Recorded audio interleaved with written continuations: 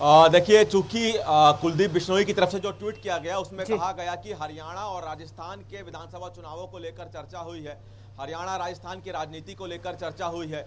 चूंकि राजस्थान के इस साल के अंत में विधानसभा चुनाव होने हैं और राजस्थान में जो बिश्नोई समाज है उसकी एक बहुत अच्छी खासी तादाद है। लगभग 30 से 35 विधानसभा सीटें ऐसी है राजस्थान की जहां पे बिश्नोई समाज के लोग रहते हैं। और ऐसे में कुलदीप बिश्नोई की तरफ से गृह मंत्री से मिलकर ये कहा गया है कि बिश्नोई समाज को ओबीसी का दर्जा दिया जाए। और अगर ऐसा होता है तो राजस्थान के जो इस साल के अंत में चुनाव है तो उसमें बीजेपी को फायदा होता दिखाई देगा, खासतौर पर इन 30 से 35 सीटों पर जहां पर बिश्नोई समाज के लोग रहते हैं।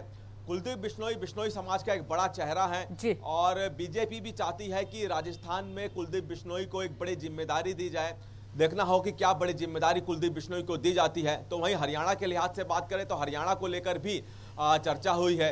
हरियाणा में चूंकि जिस तरह से आदमपुर में अभी हाल ही में देखा कि जिस तरह से कुलदीप बिश्नोई के बेटे भव्य बिश्नोई ने बीजेपी की टिकट से चुनाव लड़के जीत दर्ज की, तो उसी के तहत अब और क्या आदमपुर और उसके आसपास के इलाकों में किस तरह की तैयारी बीजेपी की है इसके बारे में जानकारी भी दी गई है कुलदीप बिश्नोई के तरफ से। तो ऐसे में हरियाणा और राजस्थान दोनों के राज्यों के लिहाज से विनय जानकारी ये भी चाहेंगे क्योंकि राजनीति पर तो चर्चा हुई पर लेकिन जिस तरीके से ओबीसी आरक्षण की मांग बिश्नोई समाज के लिए रखी गई है, क्या लगता है कि माना जाएगा इस मांग को?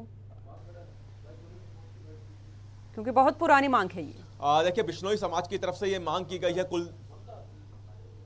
कुलदीप बिश्नोई की तरफ से बिश्नोई समाज के लिए ये मांग की गई है। और चूंकि इस साल के अंत में राजस्थान में विधानसभा चुनाव भी है और ऐसे में ये मुद्दा उठाकर कुलदीप बिश्नोई ने कहीं ना कहीं बिश्नोई समाज की उस मांग को उठाया है जो कि वो काफ़ी लंबे समय से उठा भी रहे थे। और अगर ऐसा होता है तो जाहिर तौर पर बात है कि चूंकि कुलदीप बिश्नोई एक बड़ा चेहरा तो है ही बिश्नोई समाज का, साथ ही साथ बिश्नोई समाज के लोगों का दिल जीतने का काम और ज़्यादा करेंगे, बीजेपी को भी इससे फायदा मिल सकता है।